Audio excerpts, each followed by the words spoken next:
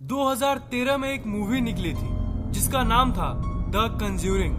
ये मूवी बाकी मूवीज से अलग थी क्योंकि ये असल घटना पे आधारित थी। इस मूवी की सबसे अजीब और सबसे डरावनी कंटेंट थी ये डॉल जिसका नाम था एनाबेला। उस फिल्म में आपको ये गुड़िया ऐसी दिखती होगी पर असल में ये है असली एनाबेला। उस मूवी को ज्यादा एंटरटेनिंग बनाने के लिए उस डॉल को डायरेक्टर ने रीडिजाइन करवाया था पर असल में ये डॉल बाकी गुड़ियों जैसी एकदम सिंपल दिखती थी। वीडियो शुरू करने से पहले मैं ये कहना चाहता हूँ कि आप लोगों में से कई लोग आत्माओं और भूतों पे यकीन नहीं करते होंगे, इसलिए मैं आपको मेरी घोस्ट वाली वीडियो देखने के लिए कहूँगा। इस वीडियो में मैंने भूतों और आत्माओं के बारे में एक साइंटिफिक वे में समझाया है। So let's explore the true story of the Annabelle doll.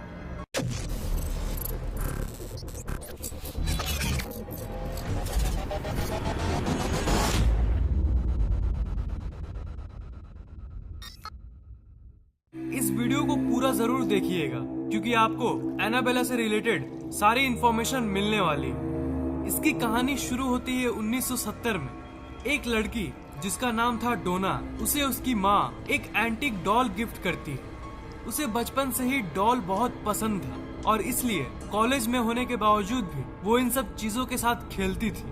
डोना उस समय कॉलेज में थी और वो नर्स की पढ़ाई कर रही थी। उसकी एक रूममेट थी जिसका नाम था एंजी और वो दोनों एक अपार्टमेंट में रहते थे। उस अपार्टमेंट में जब उसकी माँ उसे डॉल गिफ्ट की थी तब डोना ने उसे बड़ी खुशी खुशी एक्सेप्ट कर लिया और उस डॉल को बेड पे रख दिया। थोड़ी देर बाद डोना और उसकी दोस्त एंजी दोनों ने ये नोटिस किया कि वो डॉल खुद ब खुद अपने आप जगह से मूव करने लगी। वो जब घर वापस आती थी उस समय डॉल की पोजीशन बदल जाती थी। जब वो उस डॉल को किसी रूम में रख के कॉलेज से आती थी तब वो देखती थी कि वो डॉल दूसरे रूम में पड़ी हुई है। जैसे जब वो बेड पे उस डॉल को रखती थी तो वापस आने के बाद वो अपने सोफा पे उसे पाती थी। धीरे धीरे ये चीजें और भी बढ़ती गई। कुछ हफ्ते बाद ये घटनाएं थोड़ी ज्यादा ही डरावनी होने लगी। एक शाम वो दोनों दोस्त अपने कॉलेज से आई तो उन्होंने कई पेपर्स को देखा जिसपे लिखा हुआ था हेल्प अस, हेल्प अस।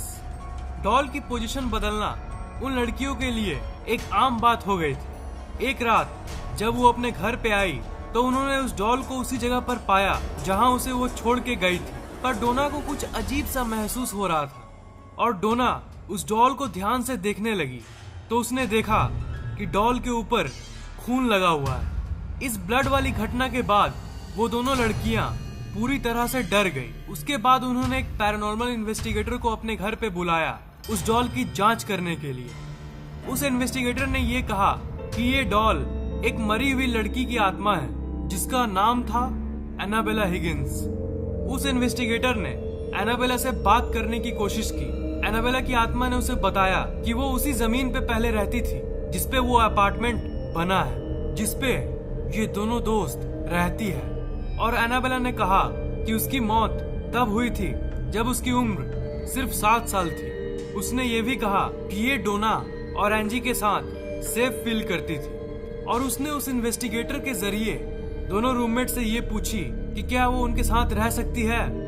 डोना और एंजी नर्स की पढ़ाई कर रही थी और लोगों का भला करना उनका काम था।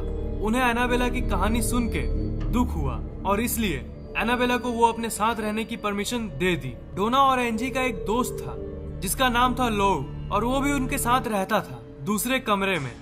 लोग का कुछ और ही कहना था। उसे वो डॉल शुरू से ही पसंद नहीं था। वो लड़कियां उस डॉल को एक्सेप्ट तो कर ली पर लोग का ये कहना था कि ये डॉल काफी खतरनाक है और इसलिए उन्हें इसे एक्सेप्ट नहीं करना चाहिए।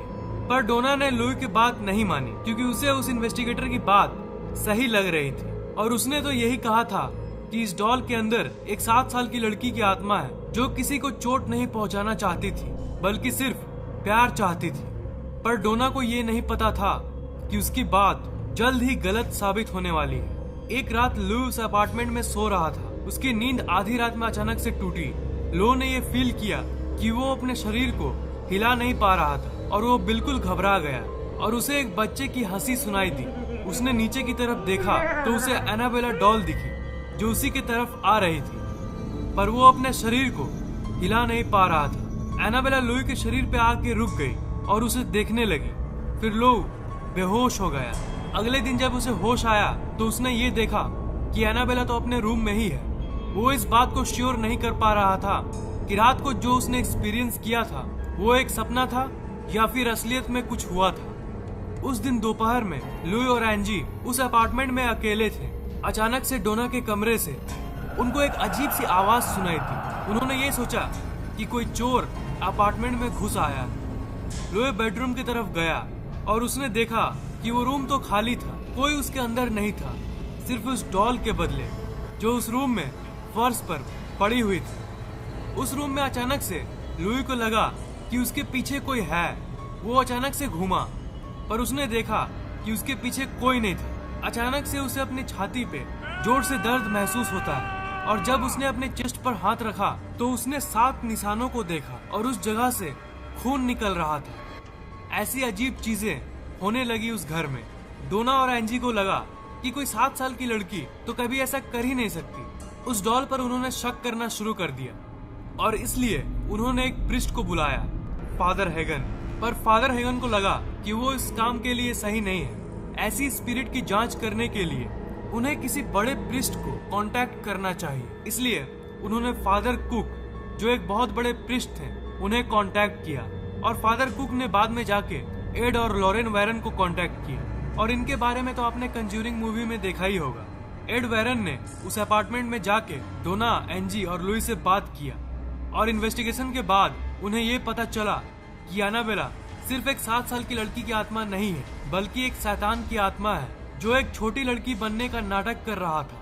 और उसकी इंटेंशन प्यार पाना नहीं, बल्कि डोना या फिर उसके 2 दोस्तों के शरीर पे कब्जा करना था, यानी उनके शरीर में प्रवेश करना था। डोना ने उस डॉल को वैरेंस को सौंप दिया और एड और लॉरेन वैरन ने उस डॉल को अपने साथ रखने का डिसीजन ले लिया।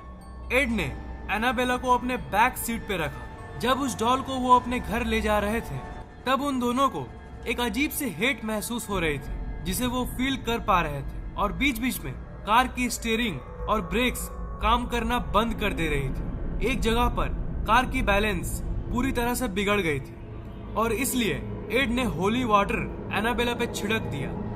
वो उस डॉल को शांत करने में कामयाब रहे और वो आखिर में अपने घर पहुंच गए। शुरुआत के कुछ दिनों में उन्होंने ये नोटिस किया कि एनाबेला अपने आप ही दूसरे कमरे में पहुंच जाती थी। एक कैथोलिस्ट प्रिस्ट जिनका नाम था फादर जेसन ब्रैडफोर्ड, वो एनाबेला डॉल को देखने के लिए एड और लॉरेन वैरन के घर पे आए और उस डॉल को देखने के बाद उन्होंने उस डॉल को उठाया और ये कहा, तुम सिर्फ एक डॉल हो, तुम किसी को चोट नहीं पहुंचा सकती। फिर एड ने उस प्रिस्ट को कहा, आप इस लाइन को नहीं कहते तो अच्छा होता। लॉरेन ने उस फादर को ये कहा कि घर जाते समय सावधानी से गाड़ी चलाइएगा और उन्हें घर पहुंचने के बाद फोन करने को कहा, क्योंकि एड का मानना था कि इस डॉल को उन्होंने वो बात कह के गुस्सा दिला दिया था। कुछ घंटों बाद एक फोन कॉल आता है जिसमें उस प्रिस्ट ने बताया कि वो एक एक्सीडेंट में मरने से बाल बाल बच गए। वैरन ने आखिरकार ये तय किया कि एनाबेला के लिए एक स्पेशल वुडन केस बनाया जाएगा और उसे ऑकल्ट म्यूजियम में रखा जाएगा, जहाँ पे वो आज भी रखी हुई है। एनाबेला अब एक वुडन लॉकर में बंद है, पर इसका ये मतलब नहीं कि वो किसी को चोट नहीं पहुंचा सकती। कुछ सालों बाद एक बार एड अपने विजिटर को एनाबेला के बारे में बता रहे थे। तब उस विजिटर ने उसी रूम में एनाबेला डॉल के सामने ही उसका मजाक उड़ा दिया।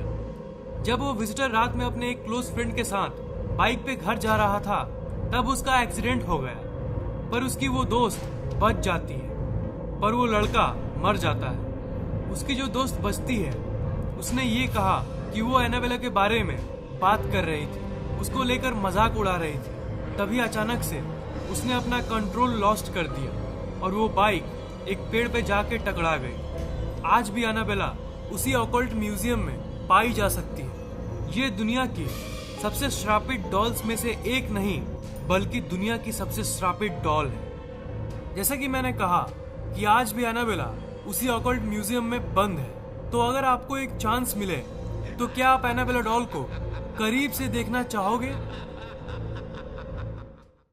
इस वीडियो को लाइक, कमेंट और शेयर कीजिए ताकि ये नॉलेज दूसरों तक पहुंच सके। और इस चैनल को सब्सक्राइब करना मत भूलिएगा, क्योंकि मैं ऐसे इंटरेस्टिंग वीडियोस अपलोड करता रहता हूँ। सब्सक्राइब करने के बाद आप सब्सक्राइब बटन के बगल वाले घंटे को जरूर दबाइएगा, ताकि मेरे वीडियोस आप तक सबसे पहले पहुँचे। आप फैक्टेक के ऑफिशियल फेसबुक पेज को लाइक, ट्विटर और गूगल प्लस को फॉलो जरूर कीजिए, ताकि हम लोग आपस में हमेशा कनेक्टेड रहे। लिंक्स मैंने डिस्क्रिप्शन में दे दिया है।